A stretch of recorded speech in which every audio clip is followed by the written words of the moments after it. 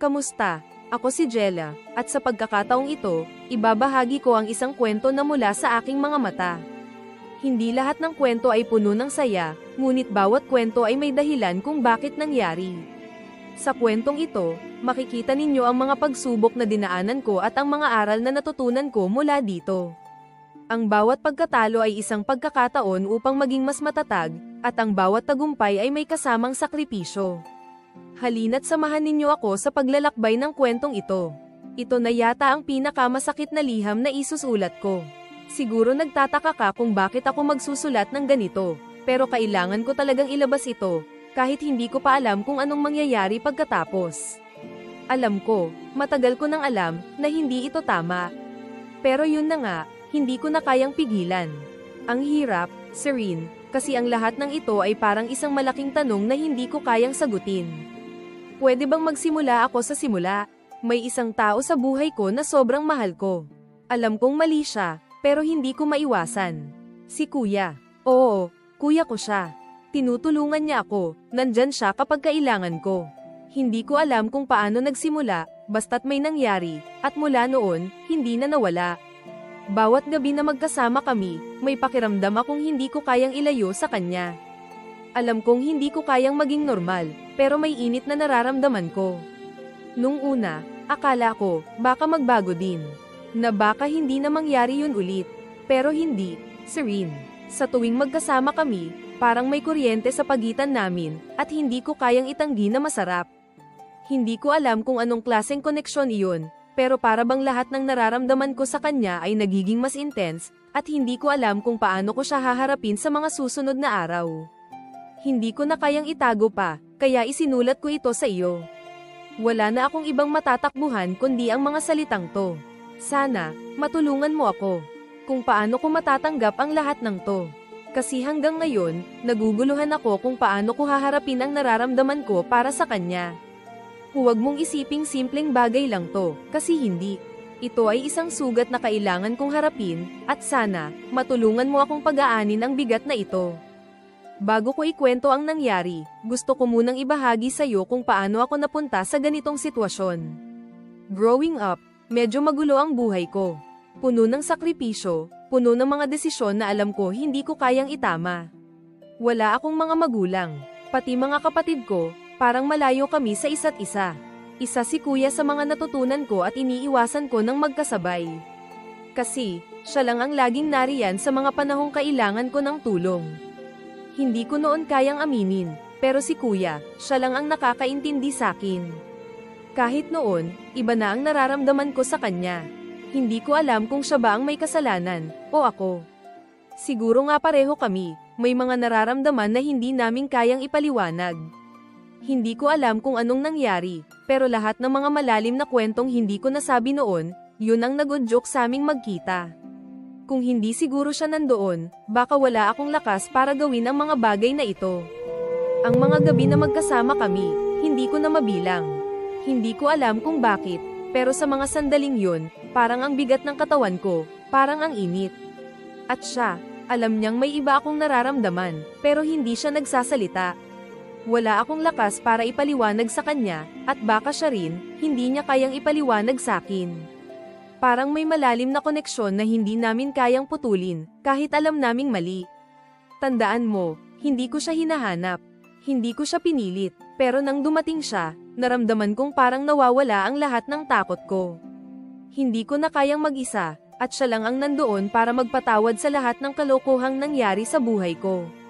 Nandyan siya, hindi niya ako iniwan, at habang tumatagal, ang bawat pagsulyap niya, ang bawat sulyap ko sa kanya, may kasamang matinding tensyon na kami lang ang nakakaalam.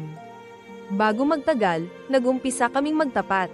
Hindi ko na kayang itago pa, hindi ko na kayang ipagkaila. Kung ano ang nararamdaman ko, hindi ko kayang saklawin. May mga bagay na nangyari na hindi ko kayang baguhin, pero siya ang naging dahilan kung bakit hindi ko kayang iwasan ang nararamdaman ko para sa kanya. Ilang beses ko na siyang tinanong kung ano ang pakiramdam niya, pero hindi niya direktang sinasagot. Siguro takot din siya, o baka nga hindi ko lang siya nauunawaan. Pero anong magagawa ko, Serene, kung siya lang ang tanging kumumpleto sa mga gabi kung walang laman? Ang hirap tanggapin na hindi ko siya kayang iwasan, na kahit wala akong ginagawa, ramdam ko siya, ramdam ko ang bawat pagkakasalubong ng aming mga mata, at yung init na hindi ko kayang burahin. Hindi ko na kayang iwasan pa ang mga nararamdaman ko. Kaya nga ito isinulat ko, kasi wala na akong ibang magagawa kundi ilabas to. Ang sakit, ang hirap, pero wala na akong ibang tatakbuhan kundi ang mga salita ko. Hindi ko alam kung anong mangyayari kapag nalaman niya ito. Iba na kasi ang pakiramdam ko kapag siya ang kasama ko. Pero hindi ko kayang ipagkaila, ang init ng katawan ko sa kanya, pati na rin yung mga mata niyang tumitingin sa akin. Kaya naman noong sinabi ko na to, alam kong malupit yung reaksyon niya. Hindi ko alam kung anong naging hitsura ko nang sabihin ko yun. Alam kong hindi ko kaya, pero may pagkakataong hindi ko na rin kayang pigilan. Hindi ko na kayang itago. Tinutokso ko siya ng mga biro, para lang hindi magmukhang seryoso, pero yung mga matang yun, hindi ko kayang basahin. Parang wala akong magawa, at sa mga sandaling yun, nahulog ako sa mga tanong na hindi ko kayang sagutin. Ang lakas ng kabog ng dibdib ko, kasi parang isang kalokohan na hindi ko kayang ibalik. Lahat ng nangyari, para akong isang pagkatalo na hindi ko kayang tanggapin, pero nandyan pa rin ako, parang walang magawa kundi maghintay ng sagot. Si Kuya, parang naguguluhan. Hindi ko nakikita kung anong nararamdaman niya, pero may mga tanong sa mukha niya na hindi ko kayang sagutin. Hindi ko alam kung takot ba siya, o nahihirapan lang sa lahat ng nangyari. Naramdaman ko na hindi siya sigurado, at hindi ko kayang baguhin ang mga nangyari sa mga sandaling yun. Nasa harapan ko siya, at ako, hindi ko kayang maghintay. Sabi ko lang, Kuya, di ko na kaya. Alam kong ang bigat ng sinabi ko, pero parang wala akong magawa. Gusto ko lang na malaman niya. Gusto ko lang na maramdaman niyang hindi ko kayang itago pa. Pero sa bawat salita ko, alam kong may mga sagot din siyang tinatago. Sabi lang niya, pwede bang mag-isip tayo? Siguro natatakot din siya. O baka naman, may mga tanong din siya sa sarili niyang nararamdaman. Hindi ko siya kayang basahin, hindi ko kayang siguruhin kung paano ko siya haharapin. Lahat ng tanong ko, nagbalik sa akin. Bakit ako ganito? Bakit ang hirap iwasan ang nararamdaman ko, kahit alam ko na hindi kami pwedeng maging ganito? Pero sa bawat sagot niyang, mag-isip tayo, naramdaman ko na baka pareho kami ng nararamdaman, pero hindi ko pa rin matanggap. Nandyan siya, malapit, pero ang hirap. Parang andyan na siya, pero sa mga sandaling yun, malayo siya sa akin. Wala akong ibang naiisip kundi siya. Bawat tanong ko, nakatago lang sa mata niya. Hindi ko siya kayang pigilan, at baka nga siya rin, hindi kayang labanan ang nararamdaman niya. At hanggang ngayon, Serene, wala pa akong sagot. Naghihintay ako, pero natatakot ako sa kung ano ang mangyayari kung hindi ko na siya kayang pigilan pa. Nagbago ang lahat. Pagkatapos ng confession, parang lahat ng nangyari sa buhay ko nagkaroon ng ibang direksyon. Parang ang hirap ng sumunod na araw. Si Kuya, umalis. Lumayo siya. Pinaglayo kami. Hindi ko alam kung paano ko siya tatawagan, o kung may magagawa pa akong tama. Ang sakit, kasi ang hirap mag-move on sa isang relasyon na hindi ko rin kayang ilihim. Tinutokso ko ang sarili ko, baka kasalanan ko to. Baka dahil sa mga desisyon ko, naging ganoon na. Pati na yung nangyaring hindi ko kayang itago, at hindi ko kayang harapin. Si Kuya, naglalayo na siya. Hindi ko alam kung paano ko i-handle ang lahat ng ito. Kung paano ko bubuuin ang mga piraso ng sarili ko nang hindi siya nariyan. Ang hirap tanggapin na ang dahilan ng mga desisyon namin ay ang init na nararamdaman namin sa isa't isa. Hindi ko pa rin maaalis sa isip ko yung mga gabi. Nasa utak ko pa rin ang bawat sulyap niya, ang mga pagkakamali namin na hindi ko kayang punuan. Sa tuwing naiisip ko yun, parang nawawala ako sa sarili ko. Ang hirap tanggapin na hindi ko na siya makakasama, na hindi ko na siya malalapitan, na parang ang layo niya sa akin. Wala akong ibang naiisip kundi siya. At habang lumalayo siya, parang ako na lang ang naiwan sa gitna ng mga tanong na hindi ko kayang sagutin. Minsan, natatakot akong maghintay. Pero hindi ko kayang palampasin yung mga pagkakataon na baka magkaroon pa kami ng pagkakataon. Minsan, naiisip ko, baka masyado akong nagmamadali, baka hindi ko kayang maghintay. Pero sa tuwing titignan ko ang mga alaala, mga gabing hindi ko malilimutan, parang hindi ko kayang pigilan yung nararamdaman ko. Ngayon, Serene, Parang may puwang sa buhay ko na hindi ko kayang punan. Hindi ko kayang mag-move on na parang walang nangyari. Ang sakit, ang hirap, tinutokso ko ang sarili ko, iniisip ko kung ako ba ang may kasalanan, o baka pareho lang kaming natangay ng nararamdaman. Alam ko, hindi siya ang tanging solusyon, pero wala na akong ibang naiisip kundi siya. Habang tumatagal, lumalalim yung mga tanong ko. Nag-reflect ako kung saan ba ako nagkamali.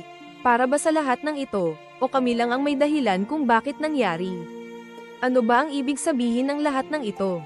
Paano ko ba sisimulan ang buhay ko pagkatapos ng mga pangyayaring ito? Laging may tanong sa utak ko, laging may kakulangan sa puso ko. Lahat ng nangyari, parang malayo na. Para bang naiwan na lang ako sa mga alaala na hindi ko kayang takasan. Hindi ko kayang burahin lahat ng nangyari. Kahit na gusto ko sanang mag-move on, hindi ko kayang iwasan yung nararamdaman ko. Si Kuya, siya ang nagbigay ng kulay sa mga araw ko na malungkot. Kung wala siya, wala akong kakayahang makahanap ng isang daan na magdadala sa akin patungo sa mga sagot. Hindi ko siya kayang kalimutan. Pero habang lumalayo siya, para bang napag-iiwanan ako ng mga tanong na wala ng kasagutan. Laging iniiwasan ko na makipag-usap kay Kuya, pero ramdam ko, hindi ko kayang mawala siya. Ang hirap mag-isa. Kaya nga siguro hindi ko kayang bitawan ang connection na yun, kasi si Kuya lang ang nakakaintindi sa akin. Siguro kaya rin ako nanatiling ganoon, kaya hindi ko kayang magpatawad sa sarili ko. Para bang natagpuan ko na yung kasagutan sa mga bagay na hindi ko kayang itanong, pero hindi ko kayang tanggapin na hindi ito magiging kasing tulad ng dati. Sabi nila, may mga bagay na hindi mo kayang iwasan, at may mga tao na nakatadhana talagang dumaan sa buhay mo. Si Kuya, isang tao na laging nariyan, at siya na lang yata ang natirang piraso sa buhay kong magulo. Hindi ko alam kung paano magpatawad, kung paano mag-move forward, kung paano itama ang mga desisyon na nagdala sa amin sa ganitong sitwasyon. Ang hirap tanggapin na baka nga ako lang ang nagpupumilit. Siguro, tama si Kuya na mag-isip kami, kasi hindi ko alam kung paano babalik sa dati. Kung saan kami pupunta, at kung anong mangyayari sa aming dalawa. Lahat ng mga nangyari, parang hindi ko kayang isalaysay, parang mga piraso na nawawala sa isang puzzle na hindi ko kayang buuin. Minsan, gusto ko na lang magpatuloy, pero paano kung wala na akong makuha mula sa mga pagkakataon na to? Gusto ko siyang makita, gusto ko siyang kausapin, pero may takot na rin akong bumalik sa kanya. Parang isang malaking tanong kung paano ko siya haharapin sa mga darating na araw. Hindi ko kayang mawala siya, pero paano ko siya tutulungan kung ako mismo ang nahihirapan? Naisip ko na parang may kulang pa sa lahat ng mga desisyon ko. Kaya ko bang ayusin ang lahat ng ito? Siguro kaya ko pa, pero paano kung hindi ko na maibalik sa dati ang lahat ng nasira? Sinubukan kong humingi ng tawad kay Kuya, pero wala siyang sagot. Alam ko na ayaw niyang marinig pa ako, at ang sakit nun. Ang hirap tanggapin, pero ayaw ko. Hindi ko kayang tanggapin na magtatapos kami ng ganito, nang hindi ko siya nakaharap. Kaya naman, pumunta ako sa Manila. Pumunta ako para maghanap ng sagot, ng paraan kung paano ko matutulungan ang sarili ko. Hinanap ko siya, gusto ko siyang makausap, gusto ko siyang tanungin kung bakit hindi siya nagbigay ng pagkakataon. Bakit hindi niya ako pinagbigyan ng isa pang pagkakataon? Pero ang hirap, kasi parang kami na lang dalawa ang nakakaalam ng lahat ng sakit na to. Nandyan na siya, pero malayo.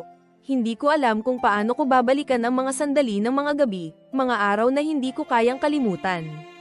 Kung babalik pa ba kami, o kung aalis na siya at magsisimula ng bago. Lahat ng pagkatalo namin, lahat ng sakit na iniwan namin sa isa't isa, ay parang hindi na matitinag. Parang may mga bagay na nangyari na hindi ko na kayang baguhin. Hindi ko kayang ayusin ang lahat ng ito. Hindi ko kayang punan ang mga pagkukulang ko. Bakit kaya ganito? Paano ko ba magpapatawad? Paano ko matutunan na tanggapin ang lahat ng ito, at magpatuloy ng hindi dala ang bigat ng mga nangyari? Sa huli, ang kailangan ko lang siguro ay tanggapin na ang pagkatalo ko sa laban na ito, ang pagkatalo namin pareho, ay bahagi ng isang mas malaking buhay. Hindi ko alam kung saan kami patungo, pero siguro nga may mga bagay na hindi ko kayang hawakan. May mga pagkakataon na kailangan ko ring matutong mag-let go. Hindi ko pa rin alam kung anong mangyayari, pero sana, sa mga susunod na araw, matutunan kong tanggapin na hindi lahat ng desisyon ay may happy ending. Hindi lahat ng relasyon ay mayroong happily ever after. Siguro, ito na ang huling pagkakataon ko na makaharap siya, at kung hindi ko siya matutulungan, baka sa huli, kami na lang ang maghihiwalay. Ang tanong ko lang, paano ko mapapalago ang sarili ko kung patuloy akong maghihintay sa kanya? Dumating ang pagkakataon na nagkaharap kami muli.